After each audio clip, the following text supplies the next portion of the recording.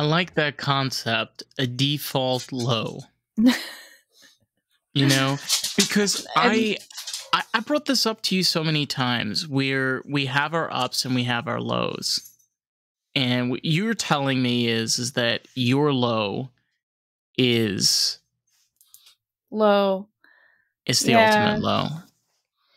Well, I've had other lows. Like I remember explaining like if my default low, if my default low is like really really low, when something, let me put it the other way. If my default low is really like high, like I'm just kind of like, everything is going pretty well. I don't have a lot of worries. I've got things pretty structured, pretty figured out.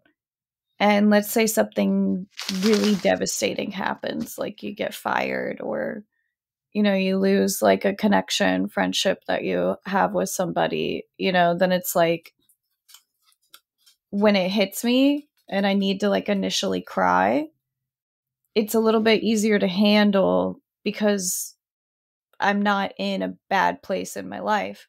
No, you're But not. when a lot of things are like not situated and I'm already going through a hard time, my low, the default of the low is like really low. So like if something bad happens, the response is like bigger because I don't have as much inner peace to combat the, whatever the new devastating thing is, Yeah, I had that which because, was Sephora for a while.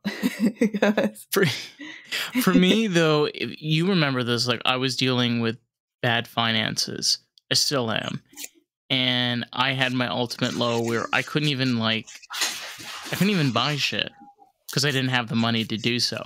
And basically over time now, because I've been in that state and, I've taken on other job positions and, I'm doing this awesome podcast and so many other things, I'm able to now myself be okay with little money. I manage. I make do with what I have. And I'm not trying to be, one of those stereotypical clickbaity, bullshit crap. No, I'm being serious. It's where you realize this is the predicament now. This is your low. And it may be like this for a while. So I have to make best with what I have now. Yeah, like I had said, I had already like coped with a lot of my struggles in California.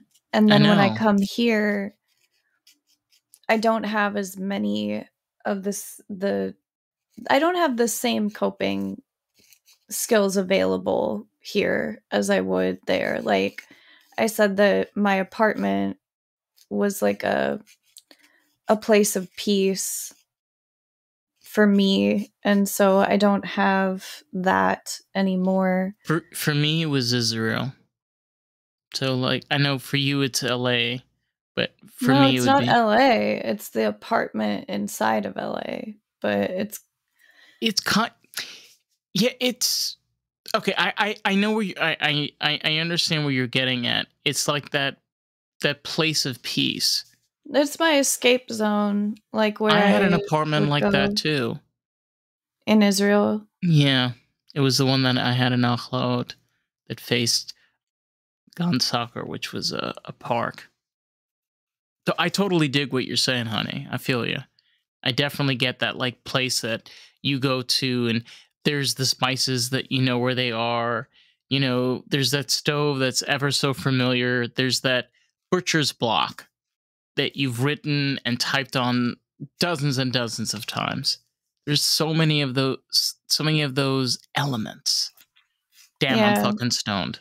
Whew. My podcast zone, my zone, like where my mic hangs, and just areas that I've used repetitively in the same way.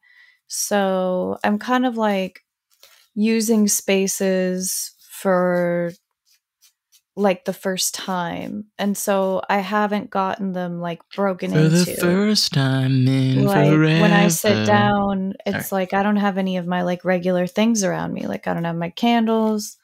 I don't have, you know, like a bottle of water. Like it's just like I just don't have things situated, and people don't realize how much, you know, comfort those little things bring. Yeah, because like when we do podcasting, especially because like we're a talk show and we're all about stoner culture and it's our vibe. You know, we have our spaces. Like I have my recording studio here in my apartment, and you got your little nook there in Iowa, and you had that place in your apartment in LA. I mean, that was your vibe. That was your shindig. Yeah, I feel like I should have like a funeral for my apartment or something. Yeah, we But definitely should with like little, shrimp scampion. You I know, mean, I little definitely don't weenie. miss paying for the rent for it, Oh but fuck no. that was also something that I had gotten figured out. It was like I had figured out how to pay my rent every month, you know? And so like Which was a goal that you put yourself. I yeah. remember you had that goal, like you were going to pay for this part, and you did. You made sure to pay every single month. Oh, for sure. Yeah. Well, I mean, my therapist used to try to get me away from only making safe decisions, which I thought was kind of funny because I bet therapists do the opposite things to a lot of people. Like they're like, you should make safer decisions. But for I've me, it was made, like, you know, take some yeah, chances, okay? Like stop, you know, just like being timid about everything. I think here we that a are. lot of my therapy was like the opposite of Right. what people would deal with. Like I don't know. I have stories where I was like, I feel like I kind of had like the opposite experience with my Hmm. therapist where she was like, you know, stop having everything planned out. Like just do sometimes, you know. Oh my god. And I feel like that's something that I need to remind myself of right now is that like it's okay not to know your plan, which I think a lot of people have the opposite of. They need more structure, they need more plan. I get a little bit more worked up when I can't figure out the plan. And so it's like, I don't know, just a lot of like talking to myself to like try to, you know, improve my mood and my attitude about things. Yep. It's such an odd thing. Is where like when it comes to vibe, the vibe and an environment of a place can make or break a place, a setting, or even a spot. And I mean, that's odd to think, but those are a lot of the times where our memories come from. You know, the reason why we love some of our favorite shows, it's because of their vibes. Damn, I am really fucking stoned. I'm sorry. The vibe of my apartment was so good. Like, I don't know, like I had just really grown a lot in that space. It was Yeah, a you were there space for for like growth, you know? 2.5 years. I guess I just grew right up out of it, you know? It's just like, but I couldn't stay there forever, you know? And it was too small. Like, there's reasons to be done with it, you know? But, like, at the same time, like, I miss the apartment a lot. I guess, is it boring that the podcast is just me talking about how I miss my home? I don't, you No, know, I love this home. I actually we feel really guilty for missing my apartment too. Like, but honey, like just to tie this in, and I think this is important. We started off with the idea of a default low. The No, and seriously, because people don't, I don't talk about this enough. We constantly sugarcoat things, and when you actually look at life for what it is and understand that it's never going to be perfect. What you have now, if you think it's permanent, I don't know. Sometimes the universe has other plans. Actually, most of the time it has other plans.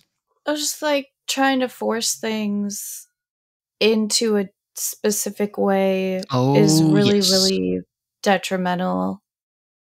Just trying to like go with the flow and make the best out of opportunities as they come your way is really Yeah, great. It's can be a hard thing for me sometimes. I know. And like I said, I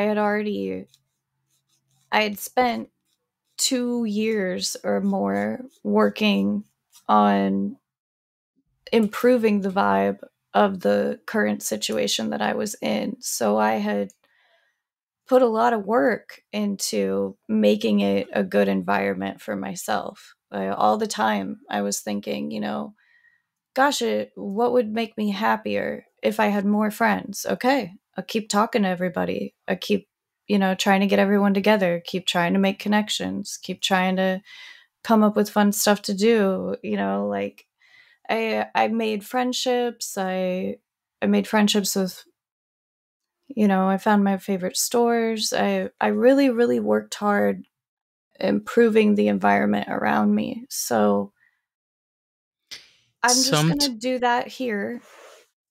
I'm gonna do the same thing, and sometimes probably like 2 years from now, I'll be happy. You know? sometimes life has other plans. I like I mentioned earlier, I lived in Israel for a few years and I just picked up my bags and I left. And the reason I picked up my bags and I left, I didn't feel in my gut, I felt that it was time for me to go. That like quick moment feeling of it's time. It's time for me to leave. And do I regret that decision? No, I don't regret the decision. I got to meet you. If I'm with Carissa, if I was still in Israel, we would have never met. So, there's a reason for everything. And I learned something so valuable from that experience is I cherish those memories. Like I mentioned about thing that Stanley taught me, the things that Steve taught me, the people that I met throughout Israel, all of the different experiences that I have that I'm so thankful for. But I'm thankful for, the spot and the place that I'm in right now too, you know? Yeah. I so that works for you, like just kind of like focusing on what you do have, what is good about the space that you have. Yeah. I mean, Yeah, I know. I have Sometimes a that great is just vibe. like, the thing, the new thing to think about in order to kind of like move Balance them out. away. Yeah, move away from just like the kind of like sad reminiscent thoughts. It's like, okay, well, move to like the present. Think So about it's like a renaissance of motion. That's how what I think of it. there Yeah. is now. I Right. Yeah, I haven't situated everything the way that I want yet, So I'm You need not. time. You definitely need time. Yeah, I'm kind of. Kind of what? I feel like things have just been moving really fast. Like everything is just kind of coming at me, and a lot of things have changed on their own before I changed them. So I feel like I have like whiplash with like the fact that like I live here and I have a new job and like everything M- is different. Like I'm Emphasis on mental whiplash, not physical whiplash. Because I know what you're talking about. It's where you're kind of like in a whirlwind. I am. I feel like the world is like blasting wind at me like very quickly and I'm like, "Oh, whoa." Like but Yeah. I didn't feel like that at all this whole weekend. That's nice. Yeah, I know. That's cool. I was able to like kind of like get control over my mind and just like have like a good time, which was really nice. Cold flow state. I had a conversation with my dad where I just talked about like just trying to live more in the moment basically, and because otherwise I'm going to drive myself crazy. Oh, for sure. Yeah. It's very easy to just go like this, just all the way down. Yeah, I'm just gonna have Snap of to. a And I finger. talked to you too, because I was really upset. There's one day I called you. I was at the grocery store, and I was like, "Everything's wrong," and you were like, "It's okay." And I was I like, got like 5 more minutes until my lunch is over. And I was just like, I was pissed as fuck because I was trying to pick out everything that I was gonna do, for the rest of my life. Like, I was like trying to like figure out how to make everything about what I'm doing enjoyable. And In a I was grocery like, store. Wow, that is definitely a place to do that, for sure. For I sure. was on the phone and I go to the grocery store. It's like my happy place. I just kind of walk around. I get to like make Indeed. decisions. Mm-hmm. I It's made like some really, Christmas. really good noodles on Friday Ooh. night. Yeah. I made focaccia this weekend, and my boss. Oh, yeah. Oh yeah, my boss went berserk. I made. Bazette. So I come from a bakering. My mom is a fantastic baker. My sister's also a fantastic baker. So I'm really good with bread. It's actually fun fact about Dave, Chris, if you want to know. I'm really good at making bread. I know you're good at making bread. So focaccia is okay. So this is gonna bore the fuck out of everybody. Focaccia is one of those types of doughs where you have to do 2 rises. And the reason is for this is because you want it to be really fluffy and airy. And oh my God, I don't know. It was just being at work. Like, listen, you're working a 9 to 5, and then I'm doing a 12-hour shift in a brewery, and I'm making focaccia bread. And there's like this uni. And if you don't know what an uni is, it's like this oven that's like heated up with propane. And the way that I made this dough, and I'll say this again, was you have to do it with 2 rises. So you have to put it in a warm place, you wrap it up, you let it rise for like 30 minutes, and then you do a second rise in a warm place for 60 minutes. Yes. And girl, oh my fucking God, it is the best shit. I mean, sorry for rambling and oh my God, Jesus, this fucking weed is woo. No, I wondered, I made pizza dough one time and like there's a couple different times I've tried to get dough to rise. Oh, I But the can help very you with first that. time I was trying to get dough to rise was when I made pizza when I was in like junior high or something. Like when everybody was like, you can make your own pizza. It was like a thing that we'd do like for sleepovers or whatever. But we had to like sit it near the oven and put, I believe, a wet cloth over the top. Does that sound No. right?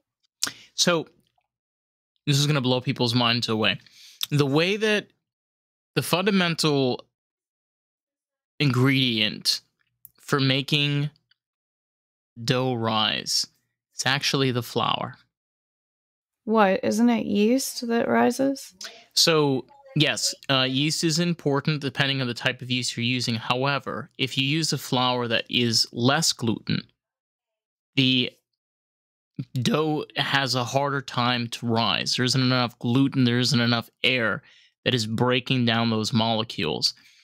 So this is so random. We went from default low to feelings and emotions to focaccia bread, and now how to make dough. Fucking love this. You're talking to David and Carissa. I don't know why you expect anything different than oh my dough God. and feelings. Feelings, dough. Feelings, dough. Food and feelings tied very close together. Yeah, so very important is making sure if you're gonna make a dough, make sure it's high gluten. Make sure it's a good quality. I honestly, this is the most important thing: is you want good bread. Take out the money and spend it on good flour. I'm telling you right now, you buy crap flour, you're gonna get crap bread. Plain and simple. The best quality flour, and also the best quality yeast. And that's pretty much it. It's flour, water, and yeast. If you get those ratios correct, you'll have a perfect dough that'll rise beautifully. And yeah, that's pretty much That's pretty much my advice to it. And it's kind of odd. Making bread is one of those things. I love that you're painting your nails right now. Oh my god, this I'm is beautiful. sorry. I am listening, but like I love this. No, I love this I guess moment. I'm It's beautiful. fidgety, and so like I wanted like a little No, something. activity. Yeah. Show us the color, of course, afterwards. We have to see It's this. just pink. I wanted to grab the red, but Rouge. it's all the way in the car, so I was like, Rouge. fuck, the pink is like right here. But anyway, to answer your question, that is the way to make dough rice. It doesn't matter the cloth. Of course, you have to cover it, but it doesn't matter if it's damp or anything. Just high quality flour, the right yeast, and of course, having the right ratios between those three ingredients: flour, water, and yeast. If you had to cook what you did, like for a whole restaurant, like how big is this like pile of dough that you're trying to get to rise? I feel like that would be harder. Like I just had like a little personal like bowl of dough to make like a pizza for like 3 me, kilos. And it It's made crazy. Like I would worry about it rising when it's like that big. I also like I don't know, do you have to do it in batches? Like I don't even think I could like one work with batch. dough that big. Like I'm just like overwhelmed by the idea of it.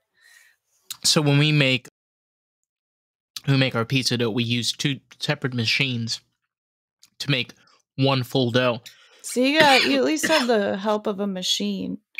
However, when you're making focaccia, fuck, this weed is, just saying this right now, sunburn. This shit is, I miss that kind of thing. Oh my god, when you when I'm making like, for example, focaccia dough. Focaccia is made with semolina flour. And semolina flour is a very dense flour. It's very dense. It makes dough less airy and less fluffy. So one way of adding that in is capturing the air. So no air, like basically creating like a greenhouse and allowing all of those chemicals and those mixtures and the molecules and everything kind of to combine to help it rise. This is why focaccia is one of the hardest doughs.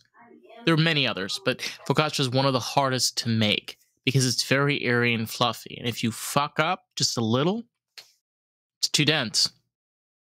Yeah, it is really fluffy. It's definitely like focaccia is like one of those breads where like when I ate it for the first time, I had to like ask somebody like, what is this? What do you call this? What is the name of this Focaccia. bread? Because I need to know, because I need to eat it again. I need to know how to order it. I'm Italian. Like I told you this, like I'm 37% Italian.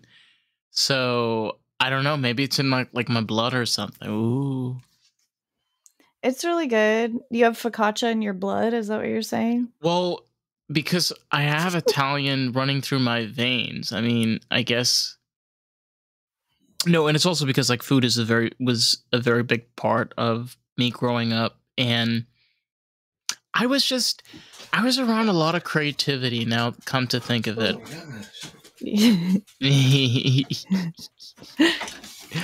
But all in all, a fun experience. What's your thoughts? I feel like I definitely appreciate knowing people of different cultures because they introduced me to different foods that I had never eaten before. Like Korean food? That's how I got introduced Korean to it. Food. I feel like I didn't have like a specific Korean friend that introduced me to Korean food. That was more of like a self-exploration. Like I like went down into Koreatown and like tried Korean food. Oh, I didn't have the balls to do that. No. I at least like had like a friend to go with or whatever. I was talking about how Koreatown, like one of the coolest things about it was that they had these private karaoke rooms. So I'm very like shy with karaoke. Like I don't want to sing a karaoke song in front of like an entire bar. But what was really cool about Koreatown is that you could rent karaoke rooms and have like 10 people in a room, and they're like private little like sound booths basically. But you can get like there's a server that comes to your room and like asks you what drinks you want and like different stuff or whatever. But it's like So one of the funnest things to do for a your own personal birthday. bitch for the night. Well, I mean, they're like everybody's server. Like they're not like specific to you. I know It's that. like, But they have to come into your room, which it's means really fun. technically they are your personal bitch. But That sounds terrible. I They're know a it is person, terrible. I'm David. just fucking around. Listen, I work in a kitchen. Like, trust me, like I have a lot of respect for waiters and waitresses and the whole I crew. know. Like, listen, like I'm a part of the system. But David's like, I have a servant for the night. no, but like all seriously, No, like real trash private karaoke, but go on. No, in the kitchen that I work in, I clean the dishes, I make the pizzas, I make the sticks. I mean, and I kind of help in front cleaning glasses. Like I do a lot of different things. So You can relate. No, like people don't realize a lot of the times when you go to like these establishments, some of these coworker, like the employees you're bumping into, they're doing multiple things. Like they're not just the person that's serving you the drinks. You know what I mean? Like people don't think about that. Yeah. No. People don't think about how hard the work is, like when they're out, like eating. At least most people don't. I think some people, they've been through those experiences. It's like hard, but also not every work environment is like that. But some are. Not everyone. I had last night somebody left me a $30 tip. Cool. Like he left us all like large tips and shit. I don't know if I'm allowed to say this, but whatever. It was really cool. And he was just like, give this to the staff, for the hard work that they did. And it's just kind of, that thing of just like recognition that it's a hard business. It's a hard life. I mean, you're right now starting like this whole new chapter. In a way, I'm kind of like ending a chapter and then kind of making a continuation. Like, I don't know where the fuck I'm going with any of this, but what I do know is that other people are recognizing, and that's not the thing that I'm focusing on. I appreciate when they do. That's the difference. Shit, this weed is really good. I'm going to smoke this on the next recording. I'm going to save this. Yeah, you're good. Being a server... Being a server is a hard thing, I mean, we could do a whole episode just about that. Yes, we can. I think for some people, it's the right decision. Like, it's the right thing, I forced myself into doing it a lot because I like the lifestyle of it, Yeah, my dog. I love Louis. He's running around in the background. I have a whole bunch of like distractions. There's like people coming in the room and like my dog's like running in and out. This is a wild podcast. Like, anybody that thought this was going to be a normal place for normal human beings, no. Well, I mean, that's the other thing that I talk about with, how I sit here and talk about how I miss my apartment. I kind of miss like having like a zone that like I find predictable. Get in the zone. AutoZone. Yeah. We're not sponsored, but I had to say it. You like the AutoZone jingle? Oh my god, there's so many. So I mean, that's a good example of like, like I don't know, I'm not even used to anything coming in and out of a room while I'm podcasting. Like nothing, everything was one room. So there's no way for anything to come in and out. Plus I lived alone, so I don't have anything. No distractions. No distractions at all. No. Yeah. Except yeah, the I don't know. I don't I feel fucking nuts. I do. I feel like absolutely insane over the whole like having no predictability. You know what's crazy? I was talking with some people that stopped by tonight, and I just like remember in the conversation, I was just like telling him like, I can't relate with people my age.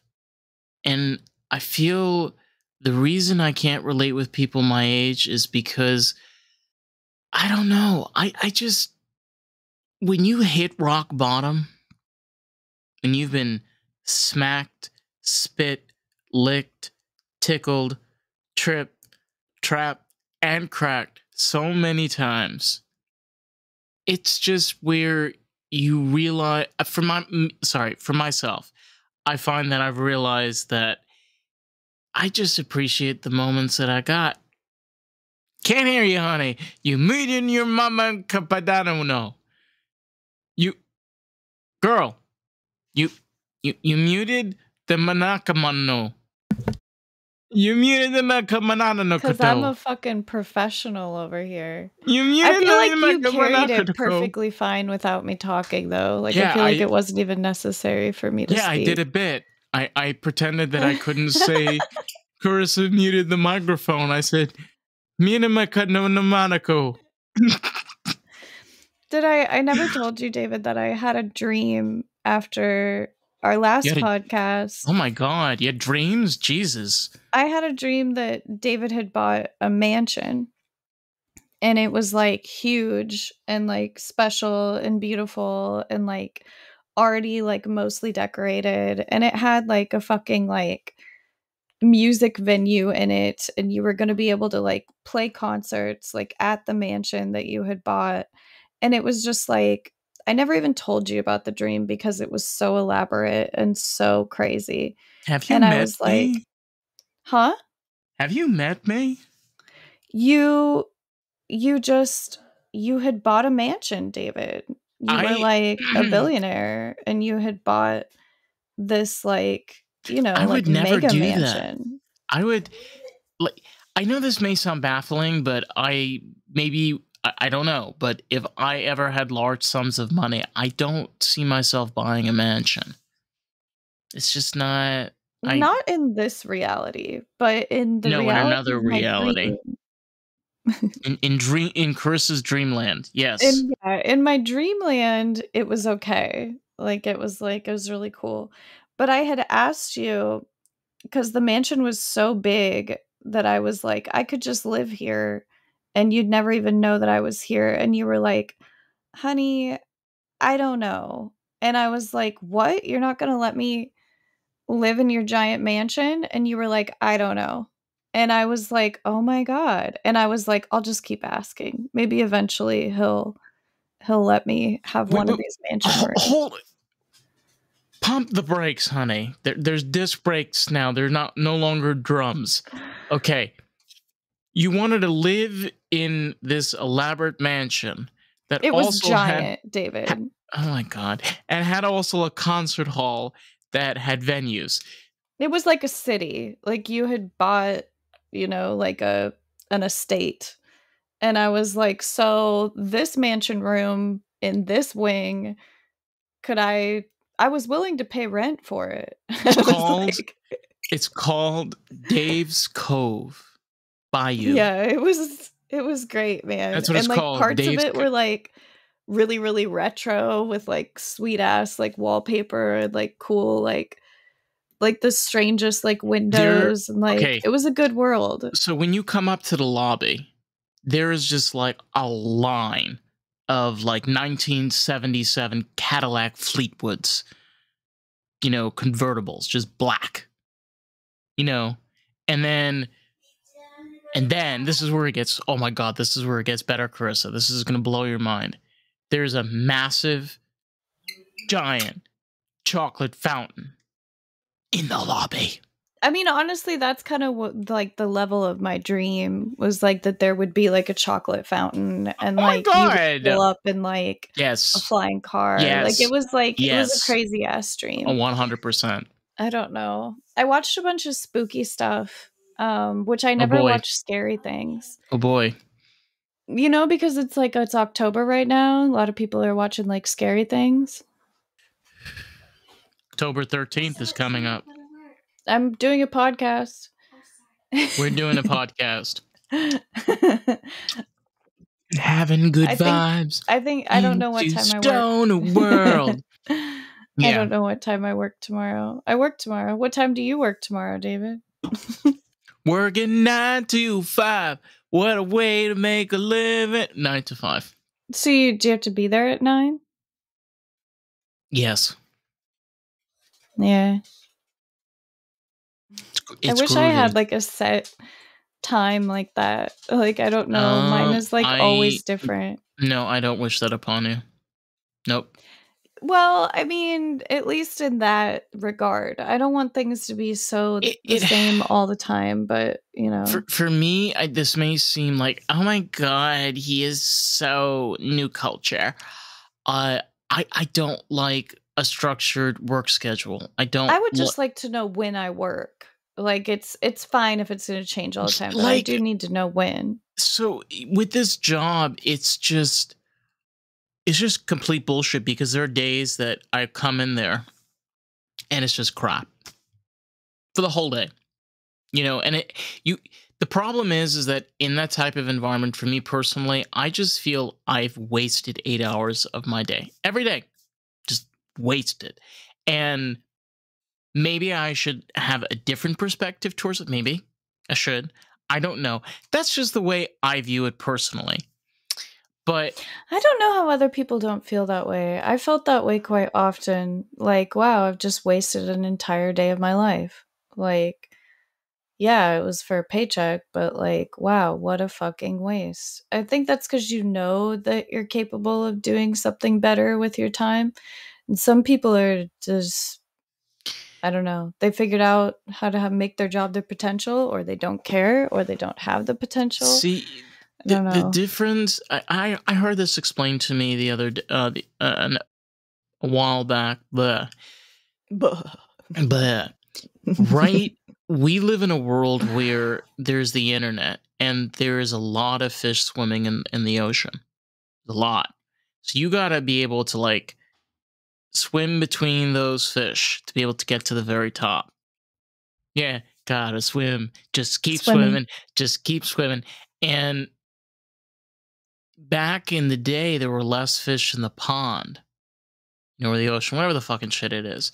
But it took a lot more strength to get all the way up to the top.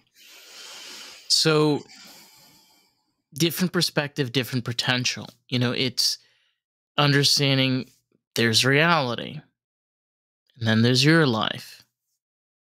Reality, your life.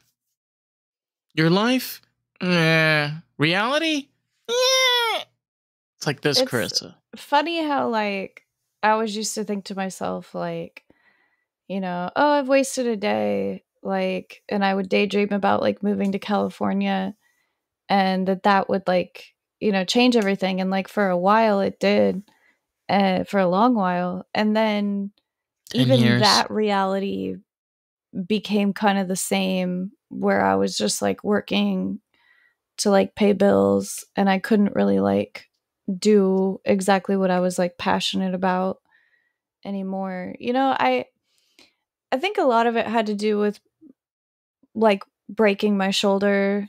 Like, I feel like I probably would have been able to like kick more ass there if my shoulder wasn't busted, but there was really no way. For how much longer?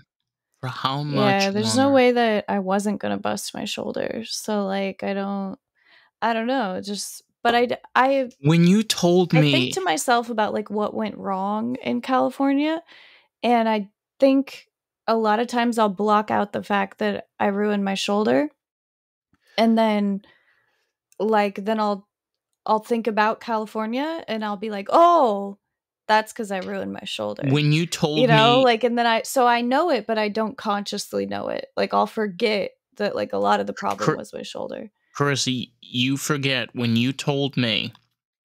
I to this day, I still cannot process this in my head correctly. The amount of clients that you were doing per day. I remember I was on the phone with you, and I was just like, yeah, I was heavily abused in my workplace. I was like, this is not normal. No, like, clearly, this is not normal. And holy shit. It was not normal. Yeah, it was really bad. I was forced into an injury. I didn't know it could get as bad as it got. Like it's a It really was big bad. deal. It Yeah. was bad. There's probably a lot of like emotional stuff there that I should like work through with like, cuz it's like there's actual physical pain involved too. So it's like the first time that I've had like something really bad happen to me, and it was like both emotionally and physically painful at the same time. I mean, there's other things, but that one's special. But I was saying that I watched spooky stuff these past few days on Netflix. These TV shows about haunted houses. And like I'm proud of myself for being able to watch something semi spooky because I ward away all scary movies and all scary things and like watch absolutely none of them for a long time. I I I won't I watch feel scary you. stuff. I feel you. No, I totally feel you. But I will say this: if I ever see, my favorites are like Vincent Price. I love me some Vincent Price. I don't know Or really, like I've heard the name, but like what exactly is Vincent Price? I think it's Vincent. Hold on. I've heard that name. I always mess up names. He was like this dark artist. Actually, a lot of people will know him from Thriller. He's that spooky voice towards the end. Hold on. Mm. Yes, Vincent Price. Okay, so all right, I'm gonna, this is from Wikipedia. Artist, historian, art collector, gourmet cook. He appeared on stage in television and radio and in more than 100 films. Yeah. No, I think that's really cool. Yeah, I I like like that old, era of like creepy. I feel like they used a lot of theater tricks, a lot of like, like fucking with your senses they to had like to. Like, think about, scare we, people. we've talked about Alien. When Alien came out in 1979, I mean, there were computers, all right, but you never really saw Alien. If you ever just watch Alien again, you see the baby thing coming out, but you never actually see it until like the second movie. Yeah, which like I like the first movie more than the second. A lot of people like disagree. I feel I like like the the second third one better than the has like second. more action, but the first one to me was scarier The because sec like it felt like you couldn't defeat the monster, you the, know? the second one honestly felt just, they just wanted to show the whole alien. That was the whole point of the second movie. And the third one was way better than the second one, which is kind of odd. I felt the third was better because it kind of had that approach like the first one. But you're right.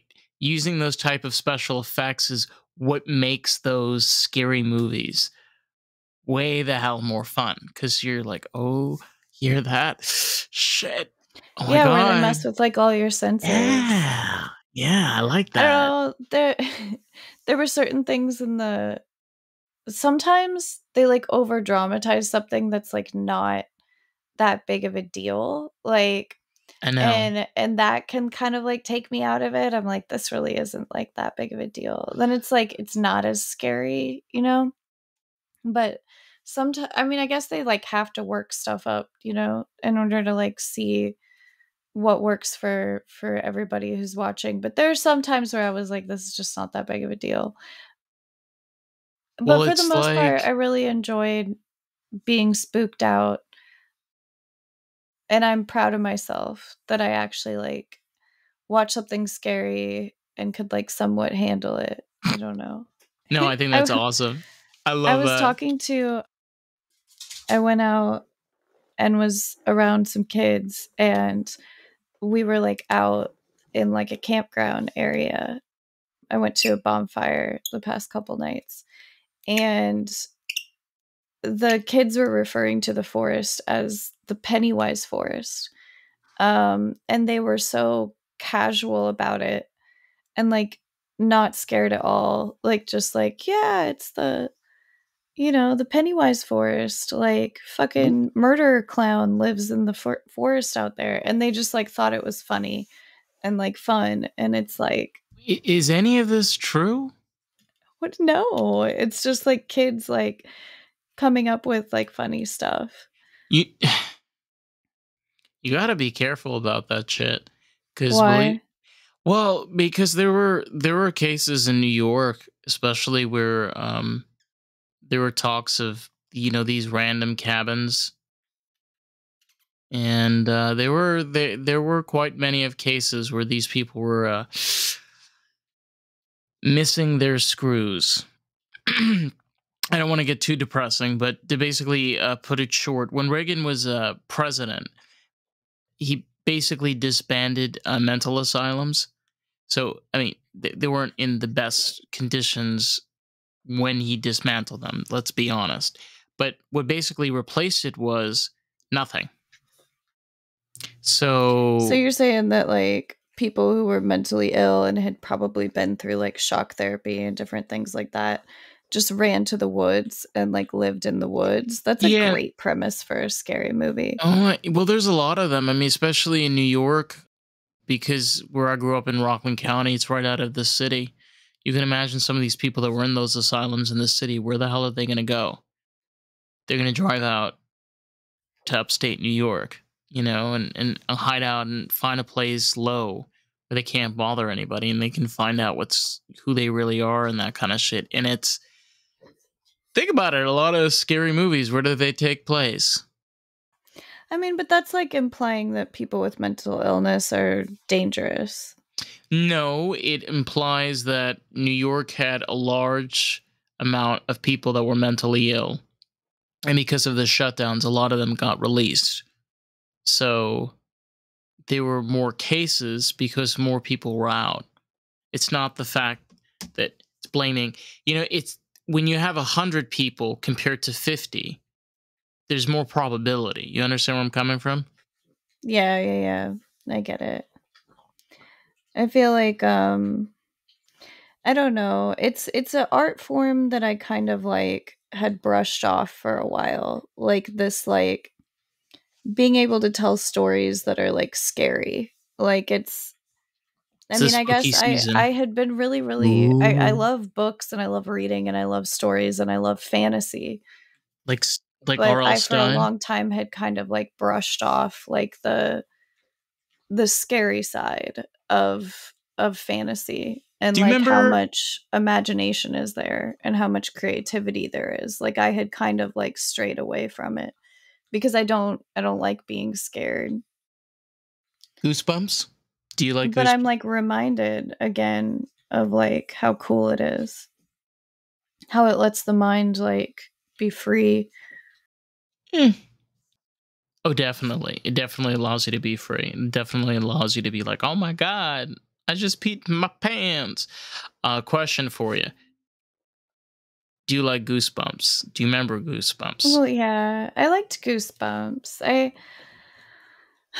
feel like Goosebumps was really creative. It lived in like a realistic world though. It took place in like our world at the time, you know? And it In was the always like in 90s. that world.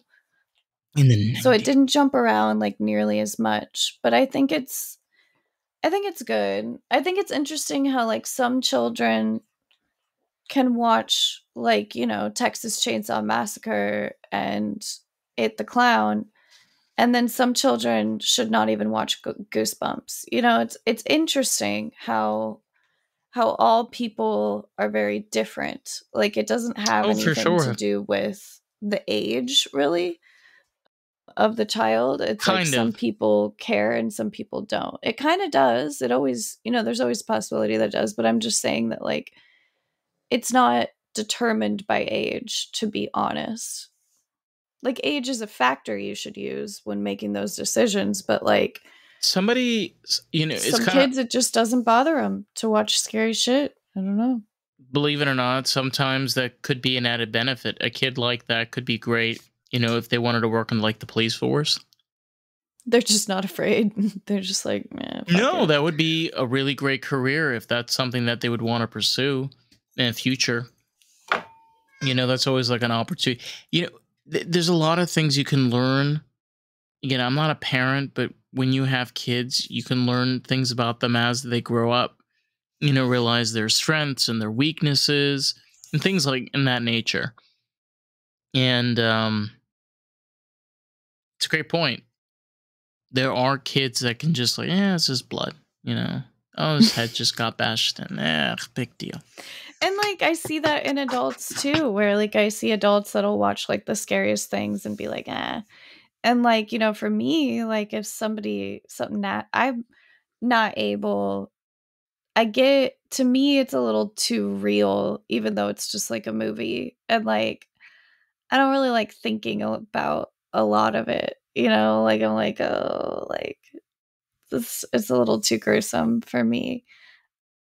But I like Just remember spooky the blood is season. ketchup. Do you have any Halloween plans? Well, my mom wants me to take her to Disney. Oh, yeah. That's really cool. Yeah. Well, I mean, it's kind of like, I mean, I moved down here because of her. So, I'm trying to, the limited amount of time that I have now, I'm trying to move things around, and it's hard. I can't, I don't understand it. I don't understand what it is to be married to somebody for about almost 50 years, and them being gone, and starting over and shit. It's so strange when you just realize, even for myself, that the people that I'm around, when situations change, they change too. And it's just so clear. Oh my God, it's so fucking clear. And when what your mom has had to go through is like, it's a lot. Like it's beyond spooky. Like it's like real life. It's really difficult. Yeah, what your mom, it was very unexpected that your father, would pass away so young. Very unexpected. Her best friend. I was just talking about how women often outlive men. And even with like animals, like we were talking about how like often a female cat will live longer than a male cat. Different things like that. It's just kind of like sad. But it was something that had been brought up a few different times this week, is that a woman often outlives a man. There are many reasons, I believe, as to why. I mean, you could start for anatomy, for one reason. Women's anatomy in many ways is kind of better than men. Just the way that, okay, so for example, correct me if I'm wrong, because I didn't actually take anatomy class. You did. Women's rib cages are shaped differently than men's, which means in regards to like impact and structure over time, it's like equal amount of it. It's interesting because you notice this throughout, even through the animal kingdom. Females are always different.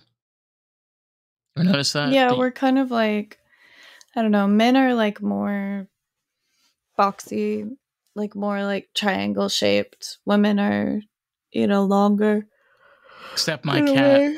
I don't know. I feel like Twixie's just pudge. She's just things fat. that are smaller often live longer too. Like, but I don't know. I mean, just because like men are like bigger and bulkier, women are kind of like smaller for the most part.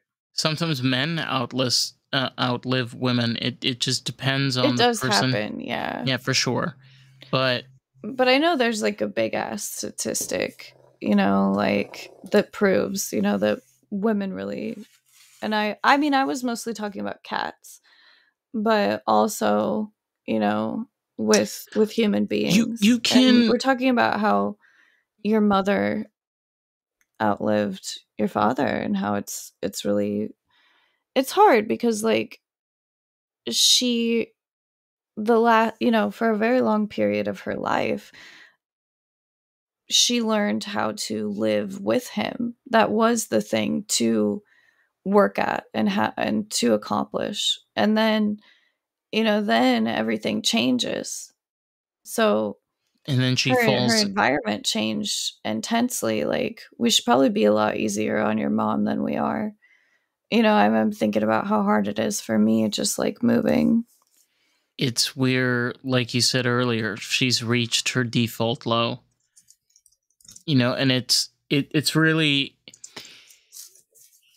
strange, and it's odd at the same time. And the reason is because you understand, even for myself, I've come to like the clear understanding and realization that things can change in a matter of seconds.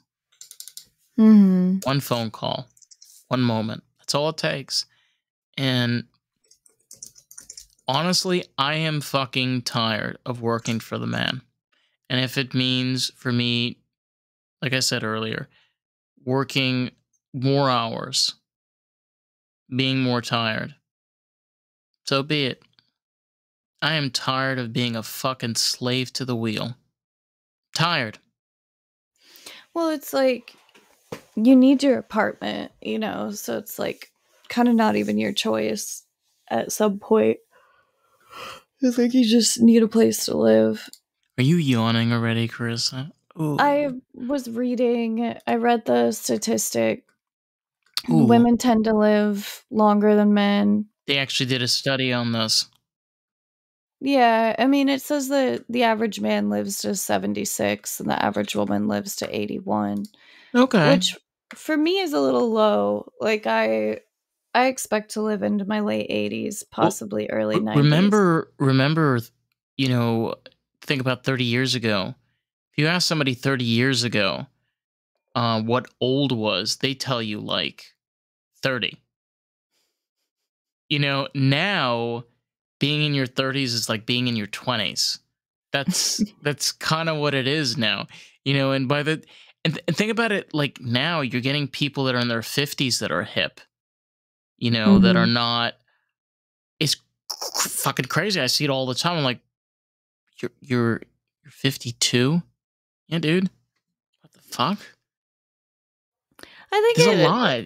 Yeah. It doesn't mean anything. Age means, a lot of things, but it also means nothing. Like you were saying that you feel like you can't relate with people your age. There's a lot of times that I feel like I can't relate with people my age, but maybe that's because I'm not trying to relate to them about anything specific. Like if we had something in common, that is something that we could be but I've relatable about, never. The thing is, though, for me personally, the people that I've bumped into that are around my age, I've never related with them. Like the I know you'd have conversations to I've have had. like a thing like in common, But like regardless. it's odd because we're the same age, but our upbringings is completely different. And the thing that I've Yeah, had. it's just not enough. Like to be a similar age is just not enough in common. It's kind of like the same thing with the, scary movies. Like it's like for some people it didn't matter that they were 7. For some people they could never handle watching The Ring. No. That's a good movie, by the way. Sorry. It's been a long weekend. I had a nap today that was like 2 hours long, and it was just like not satisfying. It was okay, but it was like I expected to be asleep like the dead for like quite some time, and I really only slept for like a couple hours. Well, I spent my weekend working 11 hours yesterday, working 7 hours today. So, shit. You've been kicking ass. Yeah, you know what though? It was time well spent. Yeah. I got to spend a lot of time in nature this week. This weekend. I think that was really good for me. I think I really, really needed that. I think it's a huge recharge just to be outside, like for freely sure. moving around. Yeah. In the sun and the stars. Yeah. I always, when I'm going home, I always put my top down. And it makes me happy. No, it's my way of connecting to nature when I can, but Mhm. it is very strange when you're able to feel the wind and hear it whistle and go by. That's again such a key thing I personally try to live with. It's just moments. Mm. You get those You remind moments. me how much I want a convertible. Like, I'm like, I don't care that The it makes no sense. it makes sense out here in Florida. I mean, it's probably besides having like a Jeep or a big vehicle, it's like the second most practical because it's so humid out here, especially here at nights. It's like, so what are you gonna do? You rack up your fucking air conditioning, and you're gonna be shivering by the time you get outside, and my glasses are just gonna fog up. I don't want to deal with that crap. It's just more convenient. It really is. But on a high note, I feel even in default low, finding that flow state, finding those moments, and just Making the world around you better. oh yes, shit. Yeah. Well, damn, this has been an Damn. hour. Somebody will, my boyfriend will ask me, like, what was the episode about? And I'm like, Default low. like, I couldn't tell you an exact topic for that episode, but it was good. Yeah, I mean, it's a great thing to touch on. You know, it's something that can be hard to listen to, but I do feel it's definitely just killed a roach. My apologies. That's Life the of pod clip. that's the pod clip right there, baby. But I feel that's the most important. I'm about to draw on my fingernails with a Oh my Sharpie. god. You're like, So, don't do it. Carissa, as we all know, is the host of this awesome podcast. She's also a licensed esthetician, makeup artist, candle maker, and of course, pug lover. And now I'm a bridal consultant. Now a bridal consultant. On socials? Yeah, I'm on Instagram. That's pretty much it because I'm terrified of all other social media. And even my Instagram is on private. So if you want to request, send me a message or whatever, and I'll allow you to look at my personal life if that's something you're interested in. If you want to touch base with Carissa publicly, you can do that, of course, at American Groove Pod. You know, that is a social media site we have available. And Carissa will be happy to answer any of your wonderful questions. I would love to answer questions. I wish that people would ask questions more and write reviews. Yeah. And, like, give us reviews. I know. It's like one of those things that's like, bruh. And touching on reviews, you can leave it on Apple Podcast. That's where Apple you go. Podcast. Yeah, that's very simple. You just go in the Apple Podcast app, you go to our podcast, Lost in the Groove Pod, click on reviews, you add your stars, and you're done. Poof. Finished. Finito. El Poof. El Poof. On that note, if you want to learn more about the podcast and check out more of wild craziness, you can find us at Lost in the Groove Pod. We are on Facebook, TikTok, Instagram, and YouTube. So with that, we love you all. I am fucking exhausted. Arrivederci. All right. Oh my Ciao. god, Jesus. This weed is really good. Can you